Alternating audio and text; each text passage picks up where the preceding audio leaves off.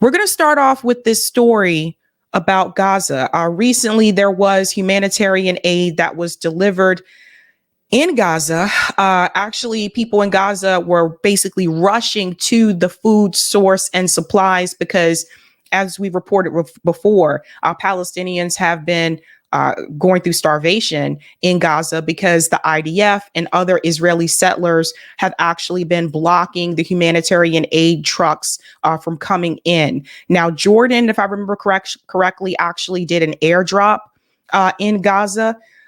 Now, this is incredibly heartbreaking. With this particular aid drop, it actually made it to the people. But when the people actually went to retrieve the aid, they were shot. So the IDF actually started shooting at Palestinians that were just trying to retrieve food and aid. Let's go ahead and get into this clip here from Case Study QB. You can't make this up. And at some point, Israel has to be held accountable. Let's go ahead and get into this clip here. A deadly incident today in northern Gaza during a food distribution effort, but how it happened is in dispute tonight. This as the health ministry now puts the Gaza death toll from the war at over 30,000. Raf Sanchez has late details. Tonight, bodies carried away on donkey carts after a deadly encounter while Palestinians gathered to receive humanitarian aid. But how it happened is in dispute. Our camera crew was there before 4 a.m. as hundreds of people came to the Gaza coast, waiting desperately for the delivery of food. Israel's military saying this drone footage was taken soon after, showing a crowd surging around aid trucks. A Palestinian eyewitness tells NBC News Israeli forces started firing at people gathering in front of a checkpoint before the trucks arrived. So did everyone hear that? So the IDF started firing at the Palestinian civilians. So these are people just trying to retrieve food. This is murder. And I don't care how the Israeli government tries to paint this. This is cold-blooded murder. And the United States government is allowing it to happen. There's no other way to sugarcoat this. There's no way to frame it. That is exactly what is happening. So there were over 100 people that were injured and killed. This is absolutely not acceptable. And kept shooting later as the crowd rushed towards the aid. The Hamas-run health ministry says more than 100 people were killed, hospitals flooded with gunshot victims. But Israel's military saying many died not from Israeli bullets, but in a stampede around the trucks, and that Israeli troops only opened fire later at a specific group threatening their position. Do you have any evidence to support your claim that this crowd posed a threat to Israeli troops? If you approach armed soldiers in a war zone and there is a threat and they fire warning shots in the air, the best thing to do is to turn around and walk away. And tonight, the UN warning that 1 in 4 Gazans are just a step away from famine. So do you see how Israel is trying to frame this in a way to make it seem like it's the Palestinians' fault? It's their fault.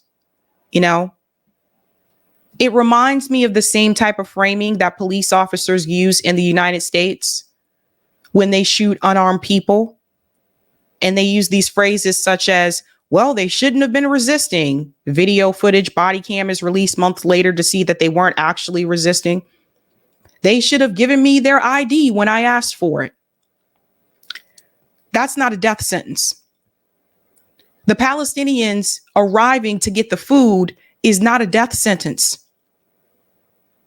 That officer saying, well, if they fired warning shots into the air, they should have turned around and walked away. Not turning around and walking away is not a death sentence. What you're going to see tonight is something that I predicted earlier on when they decided to defund UNRWA, which is the organization that provides humanitarian aid and assistance to Palestinians. What you're going to see is that I believe This was all a part of a calculated plan from Israel, not just to kill Palestinians by bombing them and shooting them, but also by starving them. And I believe that UNRWA was the first step, defunding UNRWA so that they couldn't get humanitarian assistance from them. The second step was to block all humanitarian aid that was trying to come into the Palestinian people. And then the third, when Palestinians show up to get aid that was able to come in, shoot them. The goal has always been to destroy the Palestinian people, whether it's by weapons or whether it's by starvation. Musa is 6 months old, barely older than this war, but in his tiny body, signs of a short life with little food. In a sense, he's lucky. Doctors say 8 other children died this week from malnutrition and dehydration, all at this one hospital. Not far away, Samia El-Masri trying to feed her kids by frying pancakes out of barley feed meant for donkeys. Her children dodging bullets to find firewood. Words can't describe the tragedy we're living in, she says. And President Biden now says he no longer thinks a ceasefire by Monday is likely. Lester? All right, Raph, thank you. I want to remind you that Joe Biden can put an end to all of this just by calling for the ceasefire and defunding Israel. Now, I want to take you back because when we talked about UNRWA, I want you to understand that till this day, Israel has not provided any evidence that proves any of those UN officials were a part of October 7th. And the Guardian, even the Guardian, is exposing this. This is how far this goes. Israel yet to provide evidence to back UNRWA 7 or October 7 attack claims. Listen to this. A month after Israeli allegations that a dozen UN staff were involved in October 7 attack, UN investigators have yet to receive any evidence from Israel to support the claims, though they expect some material to be forthcoming shortly. Does this sound familiar?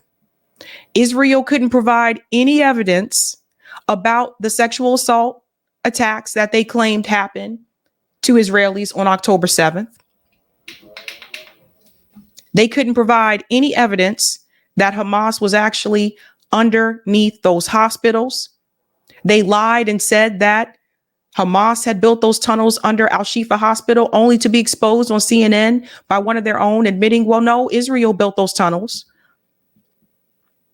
And meanwhile, the media is able to push back on the claims that come from the Palestinian, health ministry and say that, well, that claim came from them. But any claims that come from Israel, mainstream media defends it, supports it, and accepts it as fact. There's no pushback when Israel makes a claim. Israel doesn't even have to present evidence, and the media runs with the story. And that is because the Israeli lobby is not only deeply embedded in the government, they're also embedded in the media. It goes on to say, the allegations against 12 employees of the UN Relief and Works Agency for Palestine, UNRWA, led 16 major donors to suspend contributions totaling $450 million at a time when more than 2 million Gazans are facing famine. UNRWA says it is approaching a breaking point and only has sufficient funds to continue functioning for the next month at most. The UN Office of Internal Oversight Services launched an investigation on the 29th of January in the wake of the Israeli allegations initially presented to UNRWA in January, and delivered an update on its work to the UN Secretary General Antonio Guterres on Wednesday. Diplomats who saw the OIOS report said it contained no new evidence from Israel since the initial presentation of the claims in January, which were not backed by any proof. There was no evidence to back these claims.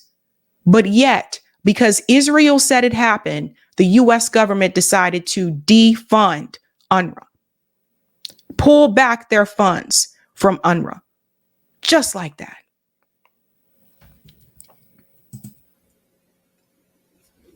This country is controlled by billionaires, by oligarchs, and that includes the Israeli lobby.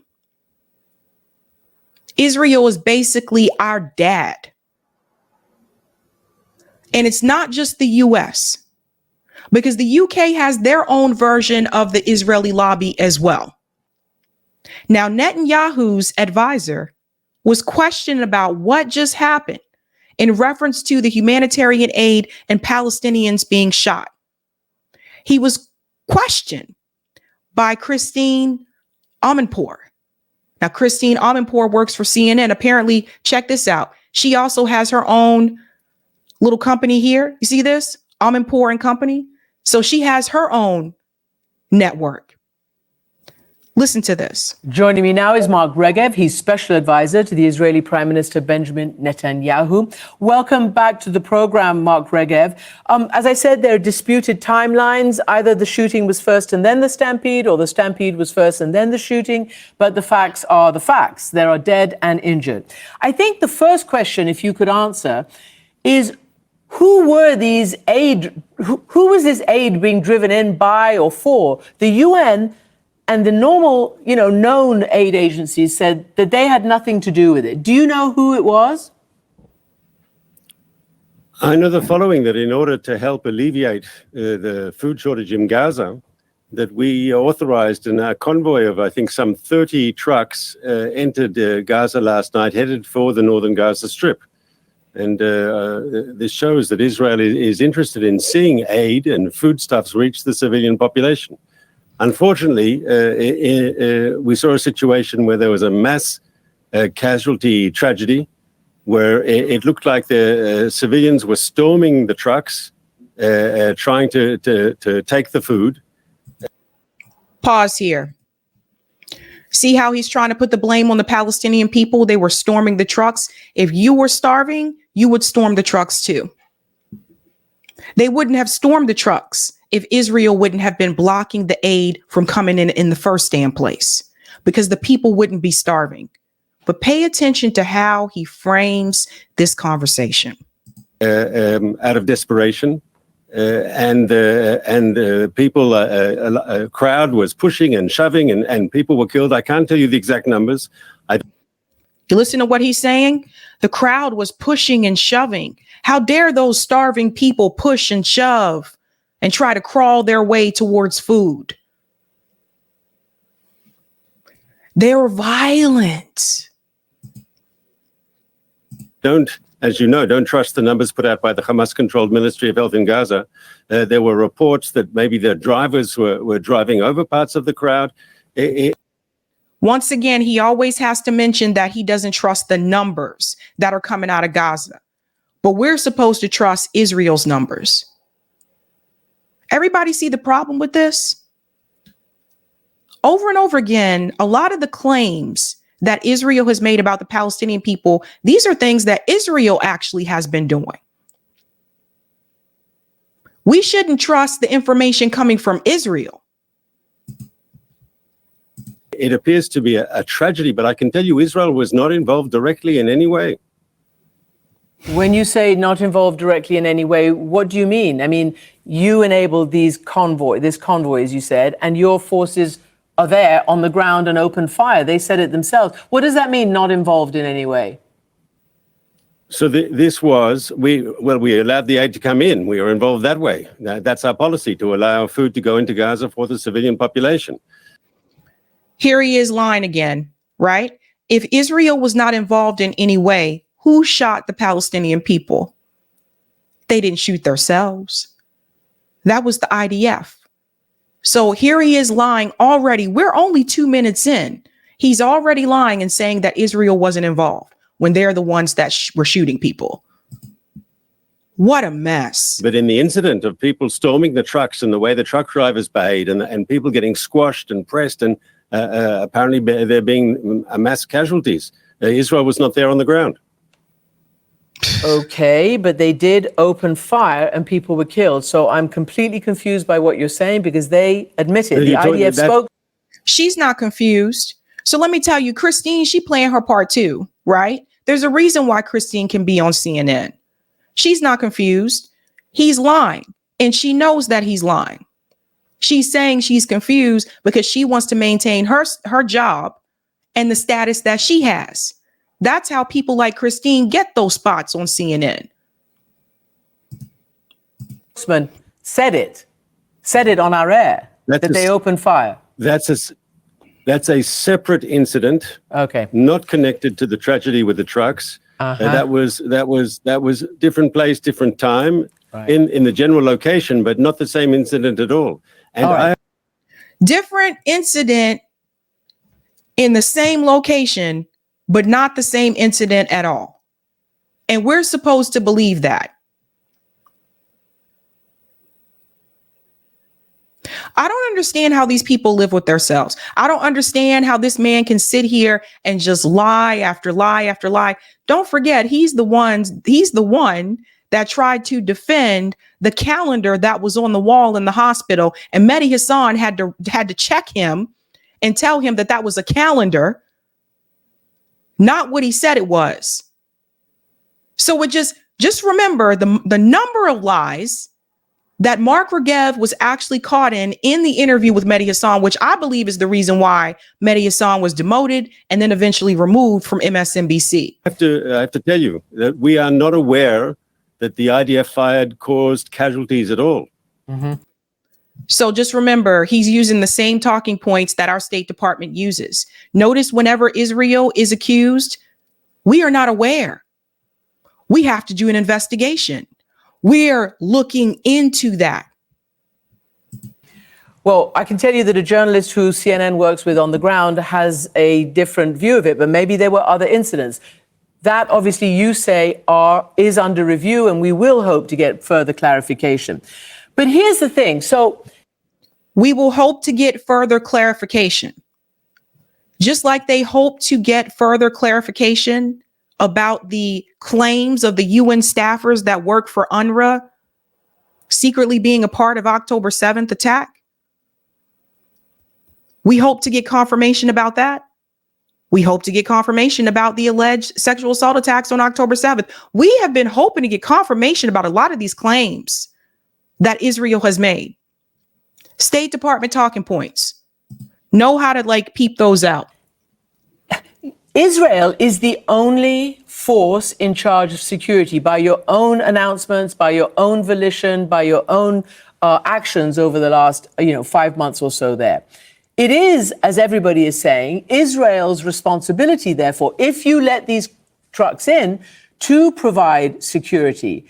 And this obviously comes in the context of so little food going in that people are desperate, as we've heard from the international forces. So first, aren't you the only law enforcement people in the Gaza Strip right now?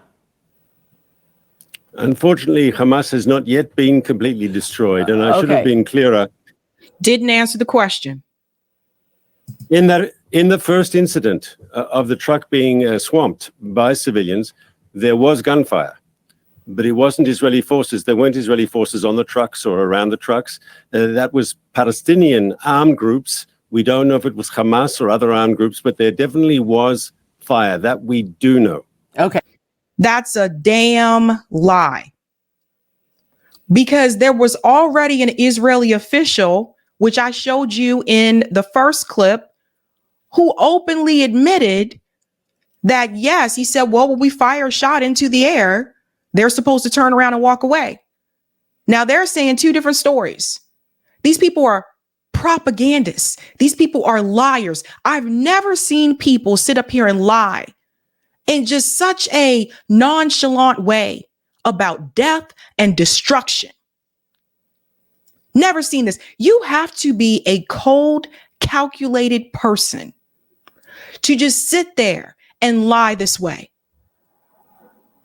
Why would the Palestinian people who are rushing to get food, Why would they shoot their own people? Somebody answer that question for me.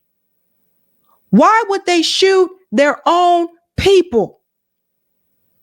Palestinians weren't driving those trucks that came in. This is an absolute, this is an absolute disaster that is happening in Gaza. And the way these people just lie. And for, what's her name? Christiane? Someone told me it's Christiane, whatever. Christiane, whatever. We'll call her propagandist. For her to just sit there and just accept this and say, okay. There's no okay. You know he's lying. It's just,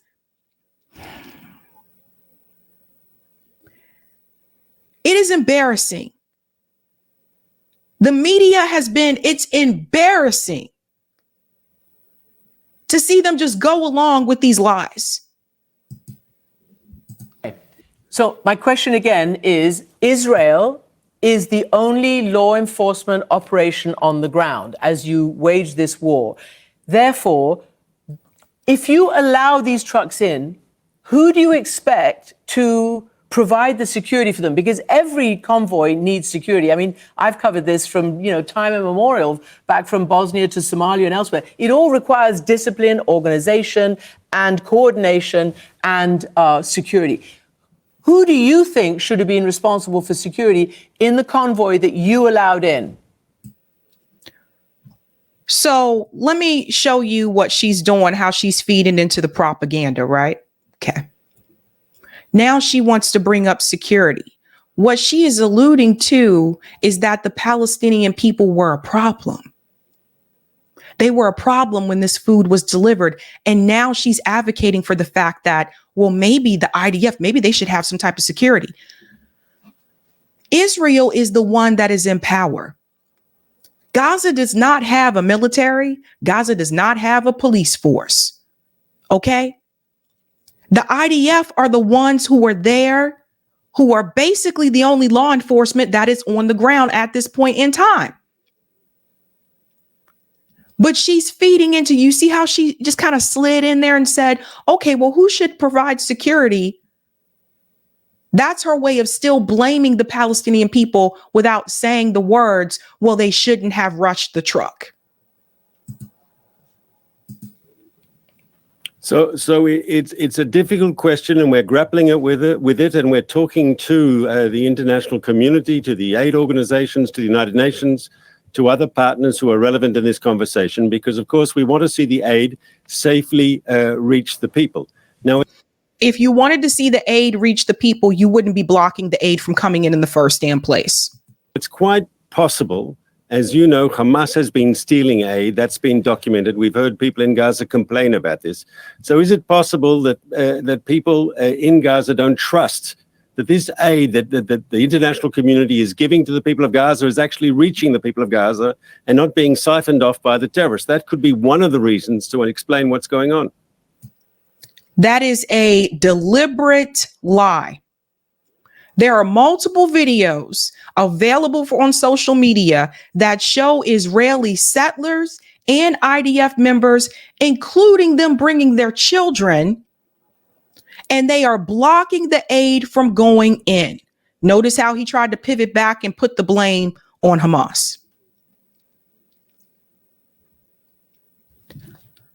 I have to tell you guys, I mean, I've seen some things in my life, but I have never seen people just lie so blatantly like this over and over again with no expression, emotion, or anything on their face.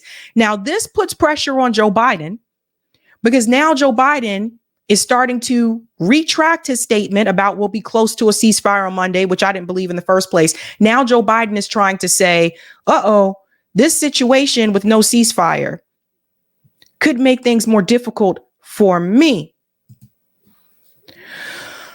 Let's get into this.